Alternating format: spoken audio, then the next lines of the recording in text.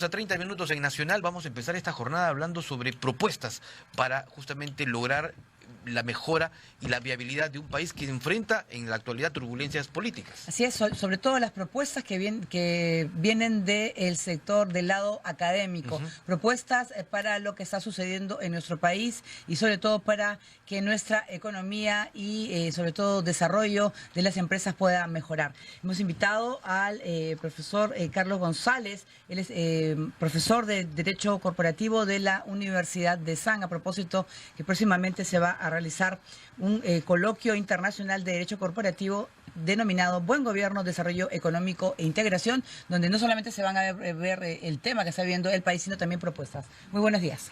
Buenos días, Ricardo. ¿Cómo está? Hola, muchas gracias. Sobre todo que en la actual situación económica lo que se quiere es ver soluciones, ¿no? Porque mucho se habla que la actual coyuntura política, lo que está pasando en el Congreso o el tema de Tía María, la suspensión del proyecto minero, puede afectar el crecimiento de nuestro país. En efecto, el Perú tiene bastantes problemas, eso no es un secreto para nadie. El asunto, lo que sucede es que no sabemos cómo solucionarlas, porque el Perú desde su independencia, acercándose ahora a la etapa del Bicentenario, ha procedido a importar bastante soluciones o métodos de otros países.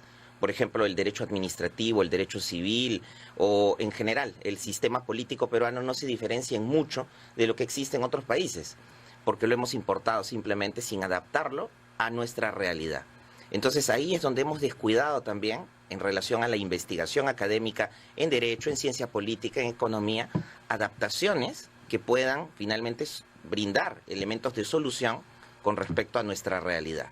Entonces, ahora, y dando el ejemplo de la SUNEDU insiste mucho en el hecho de que las universidades tienen que investigar, pero investigar no es solamente para producir un cierto número de libros, sino sobre todo para tratar de tener elementos de solución para diferentes tipos de problemáticas. Entonces, esto no solo concierne al derecho, sino que es pluridisciplinario, multidisciplinario.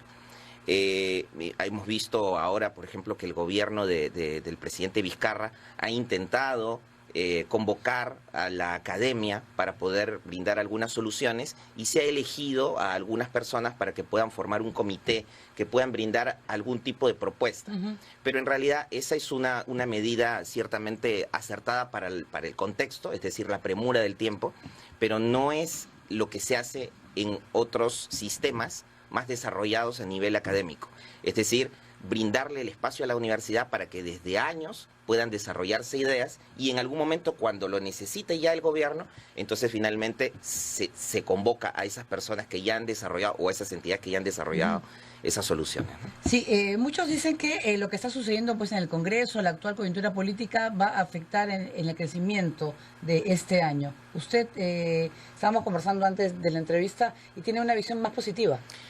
Yo tengo una visión positiva y le voy a decir por qué. En los últimos años yo he estado viviendo en Perú, ciertamente, pero también en Europa, en Centroamérica. El Perú tiene una economía sólida, una economía que soporta este tipo de cambios. No es algo positivo, no es lo que todos quisiéramos, pero hay que tener en consideración esto.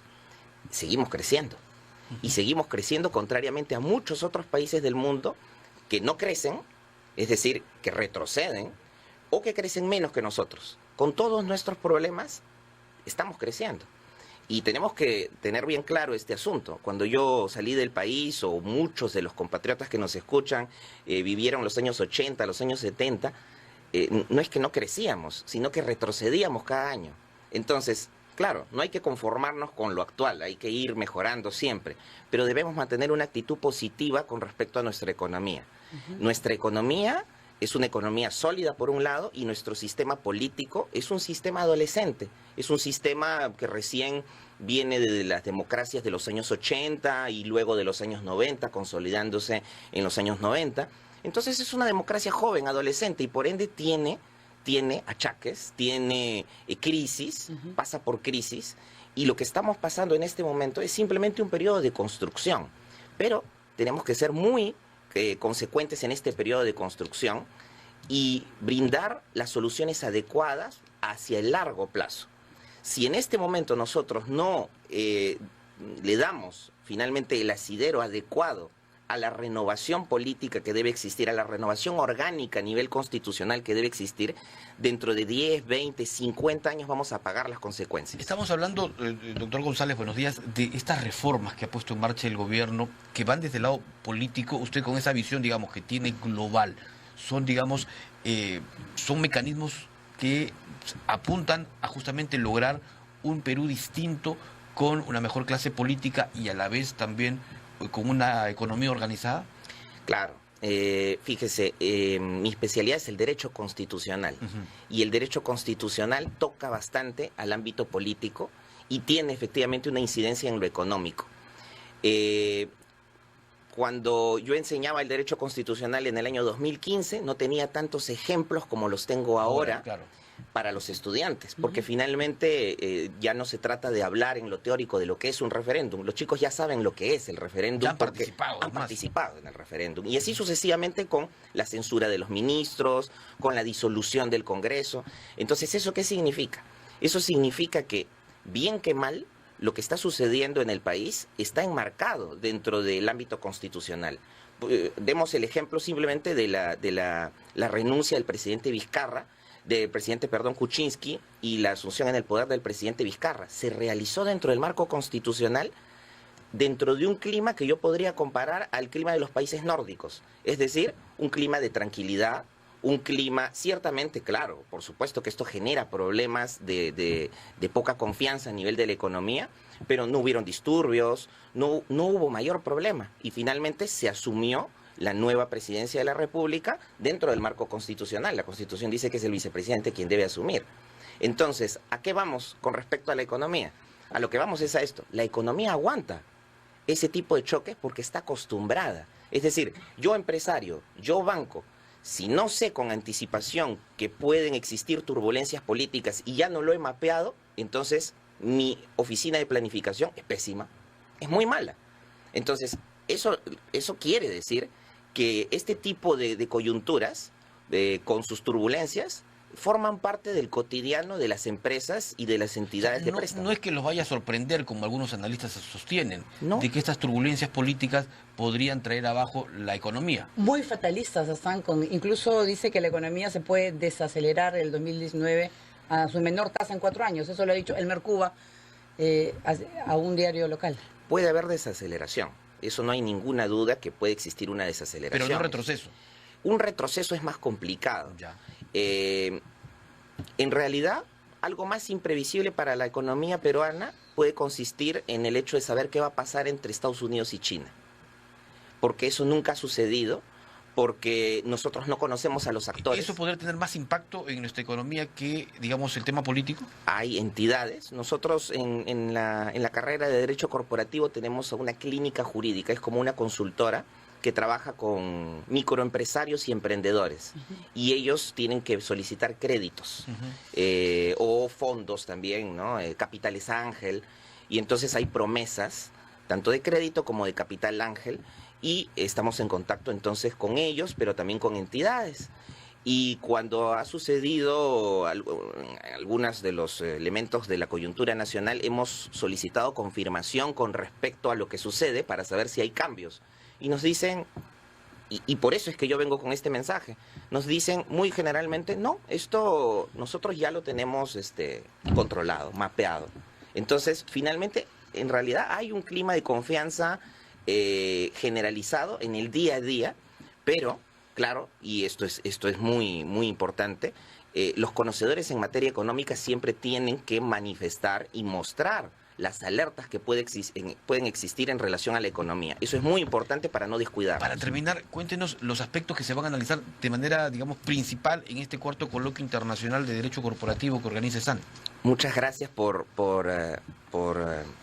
consultarme sobre el coloquio. Fíjese, el día 27 de agosto, es decir, la próxima semana, el día martes, la Universidad de SAN está convocando a 12 ponentes de diferentes países. Está, por ejemplo, el Contralor de Ecuador, está participando la Universidad de Puebla de México, la Universidad Técnica de Dresden, la Universidad de París-Nanterre y otras universidades, otras entidades, para poder conversar sobre elementos que puedan, desde un punto de vista más fresco, más neutral, de repente hasta más innovador, poder conversar sobre diferentes campos de solución para problemas que podemos encontrar en el país. No se trata, evidentemente, de importar lo que ya existe, sino también de conocer un poco cuáles son las posibilidades, hacia dónde podemos caminar, ¿no? Y después cada uno sacará sus conclusiones. Esto va a ser en el auditorio central de la Universidad de San. Perfecto. Y lo más importante de todo es que este evento es gratuito.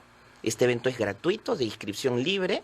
Tiene, por supuesto, para la universidad y para todos un costo, pero hemos decidido abrirlo hacia el público con simple inscripción a un correo electrónico. Muy bien, muchísimas gracias al doctor Carlos González, profesor de Derecho Corporativo de la Universidad de San. Gracias por estar con nosotros. Bien, ahora vamos a hablar de las modificaciones del plan pico y placa. Para muchos no conocen esos nuevos cambios, en los cuales hay cambios en el horario, se excluye a La Molina y la incorporación también de vehículos, ¿no? Que ya tampoco van a poder circular con la placa par o impar. Así es, para hablar sobre este tema, sobre los nuevos horarios, las nuevas, digamos, rutas que va a tener, y si hay también alternativas, vamos a conversar con el regidor metropolitano de Lima, Jorge Valdés, que es representante además de Somos Perú y que nos va a traer su visión. ¿Cómo está, regidor? Muy buenos días. Ricardo, buenos días. Paola, buenos días. Gracias por la invitación a estar con ustedes. Buenos días. Bueno, ya se conocen los cambios. ¿Usted sigue pensando que se trata de una medida improvisada, el plan pico y placa? Totalmente. ¿Por qué? Cuando esta norma se da hace un mes exactamente, se dio sin ningún estudio técnico previo. No se hicieron estudios de impacto, no se hicieron estudios de temas medioambientales. Se lo he preguntado directamente al funcionario y le he dicho que me acerco a los estudios, no los tienen, pues, ¿no? Entonces, luego de eso, a la semana y media de publicada esta norma, se le introducen los primeros cambios. Cuando tú haces una ordenanza, recordemos algo, una ordenanza tiene rango de ley. Una ley no se cambia a la semana ni a los 15, 20 días. Tiene que ser algo estructurado, bien elaborado, con toda la factibilidad previa que te permita sostenerla en el tiempo. Bueno, y los primeros cambios fueron interesantes. Se retiró la Avenida Canadá, porque la Avenida Canadá corre paralela a Javier Prado y tener... Era alterna, ¿no es cierto? Era una vía alterna. Por supuesto, era una locura. Ese fue el primer cambio, fue el primer cambio grande, digamos, ahora, ¿no? La Molina ha sido excluida debido a una acción legal que presentó el alcalde del distrito. Yo felicito y saludo al alcalde Paz de la Barra, porque él ha recogido, ¿no?, el clamor de los vecinos de La Molina. Los vecinos de La Molina, producto del pico y placa, habían comenzado a perder entre 30 y 40 minutos más de tiempo por no tener el acceso a Javier Prado, y solamente se encajonaban en el Cerro Centinela. Claro. Él presentó una acción, ya la va a retirar, entiendo, porque La Molina ha sido retirada del plan pico y placa, y ahora el corredor va desde el Trébol, con lo cual no se afectaría a esta zona. Entonces, eso demuestra que cuando se planteó la ordenanza, no se habían hecho pues los estudios, por ejemplo. Y te voy a dar algunos datos así brevísimos nomás. En el tema del transporte público, en la Javier Prado habría mejorado 20%. ¿Ya? En la avenida Arequipa, solo 4% de transporte público. ¿Por qué? ¿Qué pasa en la Arequipa? No, es que es una avenida que no tiene pues las condiciones para poder crecer y no tiene las vías alternas. O sea, solamente una mejora del 4% no representa todo el daño colateral. ¿Por qué? Por ejemplo, en las Panamericanas, norte y sur, por el contrario, con el plan pico y placa, se ha perdido 7% de tiempo. Estos son datos de la municipalidad, esto lo han proporcionado los mismos gerentes a nosotros. O sea, no es un dato del regidor Valdés, porque de repente alguien lo dice. En el transporte privado es más grave.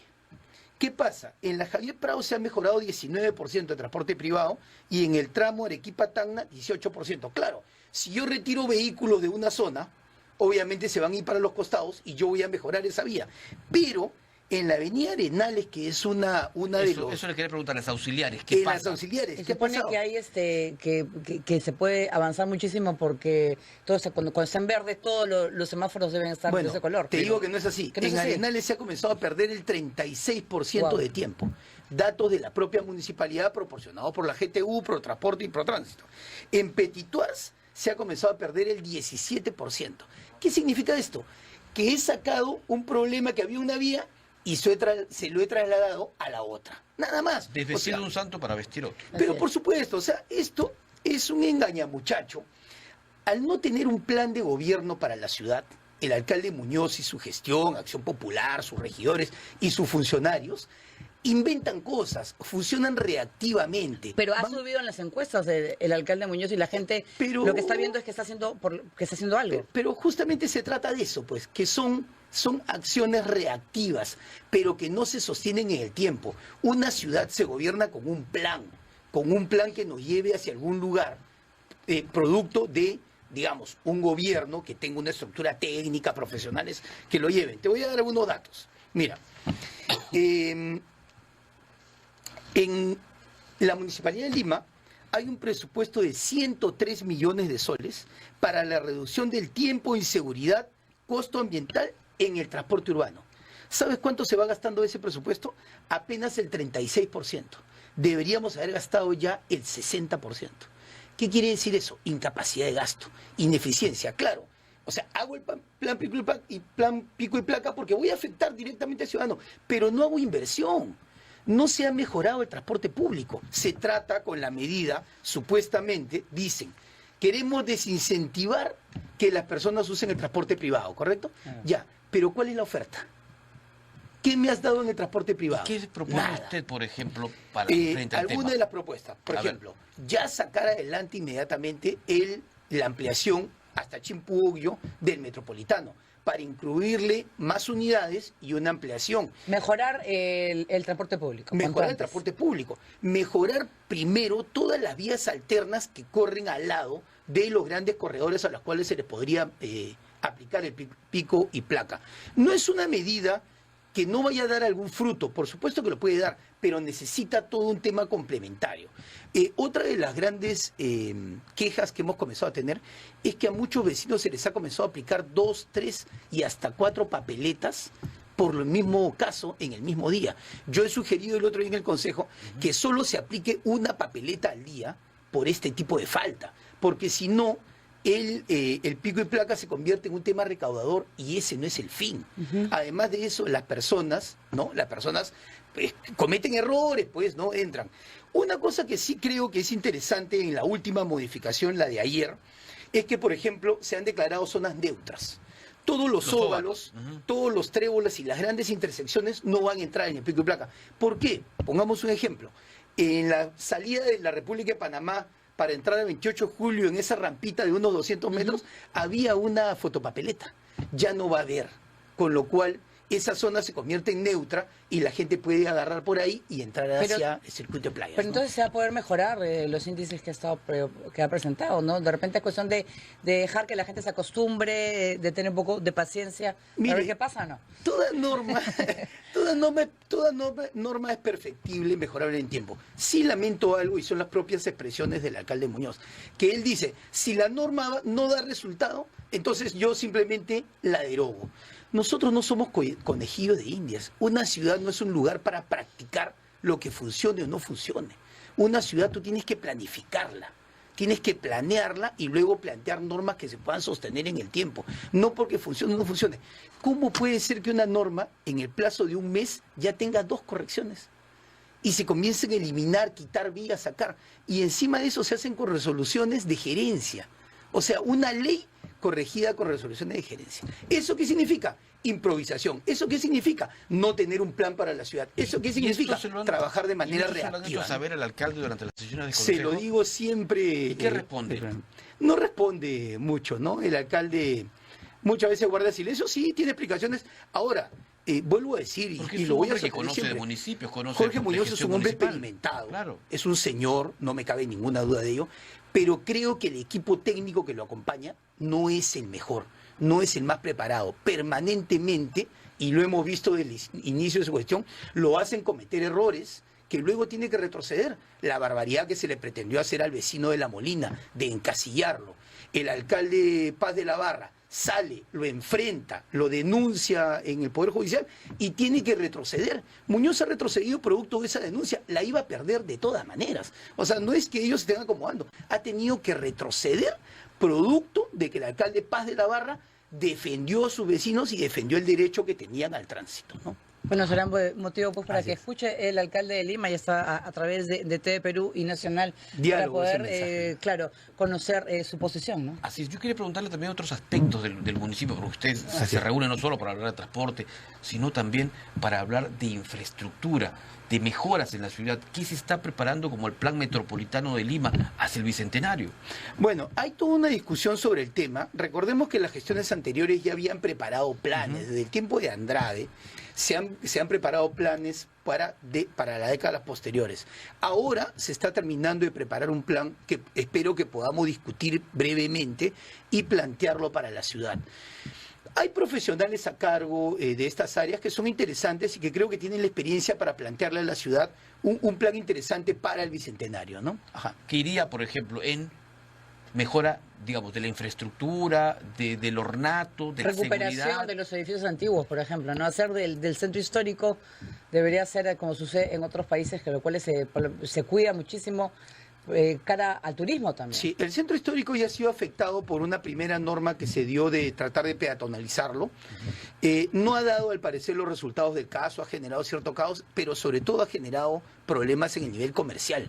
Los comerciantes de todo el centro de Lima no están muy felices con la norma. Espero que cuando se aplique ya de manera general podamos mejorar. Pero recordemos algo, todos los cambios que se puedan hacer en una ciudad pasan por presupuesto. La Municipalidad de Lima no tiene presupuestos. ¿Y saben por qué? Porque los presupuestos fueron empeñados a los peajes. Ese 30 o casi 40% del presupuesto que nos venía de los peajes, que sostenía las grandes obras de la ciudad, hoy ya no lo tenemos. Los peajes tienen fideicomisado estos presupuestos y ya no tenemos manera de acceder a ellos, por lo tanto no hay presupuesto. Precisamente hoy la Corte Suprema va a evaluar un recurso de casación que interpuso la Procuraduría del caso Lavallato para incluir como tercero simplemente responsable al ANSAC por el caso peajes. Que es algo que se ha debido tratar de hacer en todo momento, pero que las gestiones anteriores no hicieron. No les interesó que en eventuales casos de corrupción podamos tener a un tercero responsable que responda. Y ahí hay un tema puntual.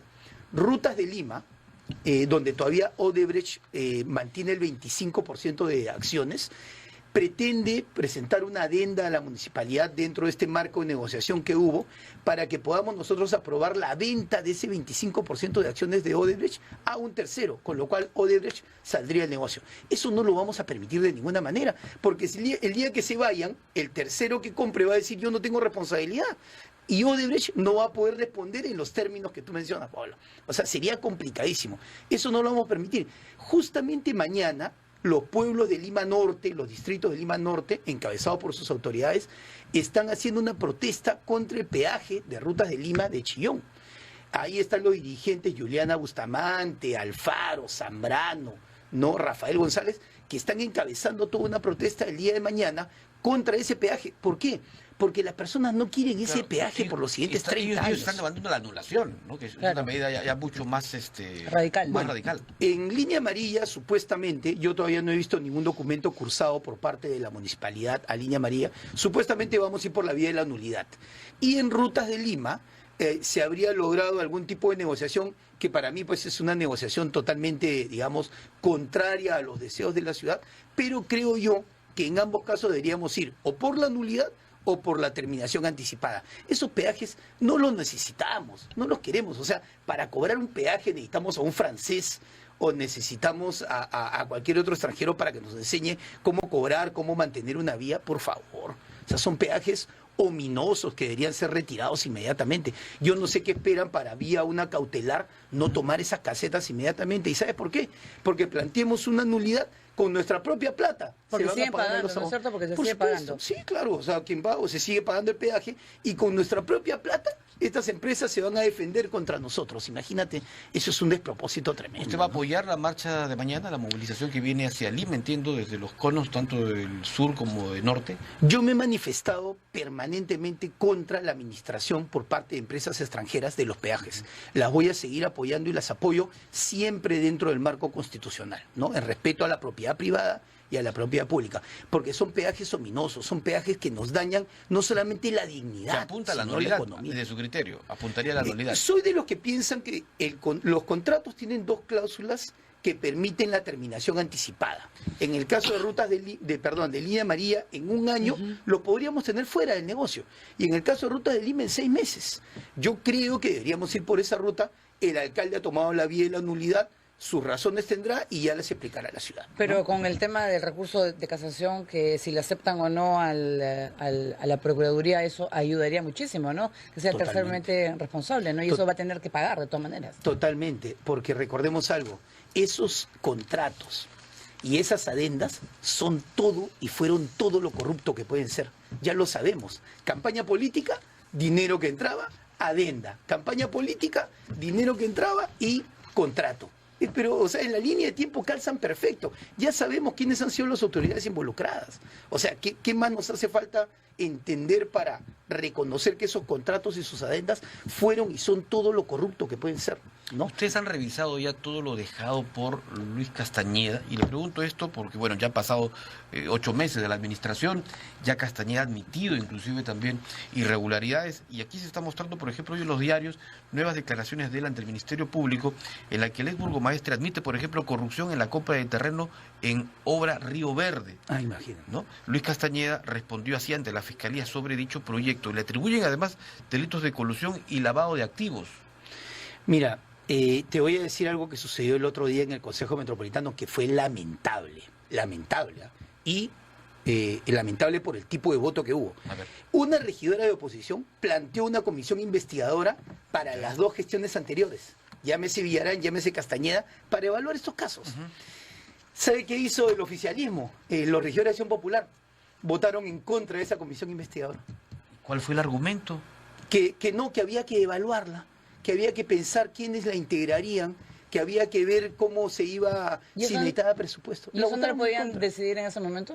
No, pero por supuesto, porque quien puede lo más, puede lo menos. Fui yo el que dije, decidamos los miembros. Es más, yo renuncié a participar en esas comisiones por un tema político. Dije, yo renuncio, que le integren jóvenes del Consejo, que tenemos jóvenes muy interesantes. Bueno, los regidores de Acción Popular votaron en contra.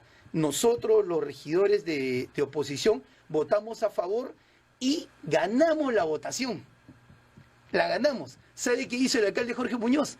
Aplicó un artículo del reglamento en el que dijo que se necesitaba mayoría calificada para aprobarla.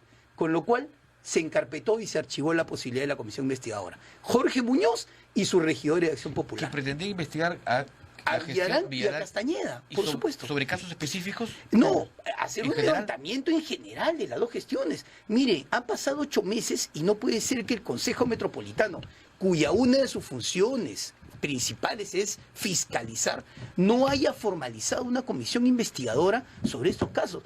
¿Dónde existe el mayor bagaje de información para poder levantar eso?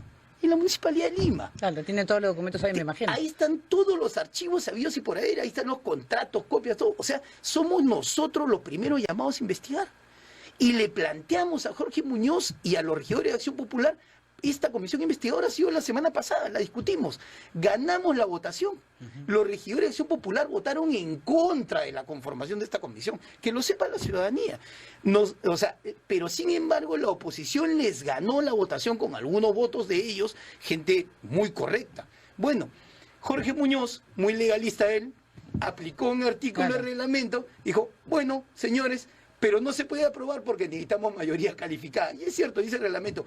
Oye, pero eso es vergonzoso, pues, ¿no? En una ciudad y en un país donde se necesita dar visos de amplitud, de apertura, yo hubiera dejado pasar esa comisión investigadora. ¿Hay algún tipo de reconsideración a esa votación, así como ocurre en el Congreso? Yo entiendo que los regidores están a punto de presentarla, la vamos a apoyar, pero mire...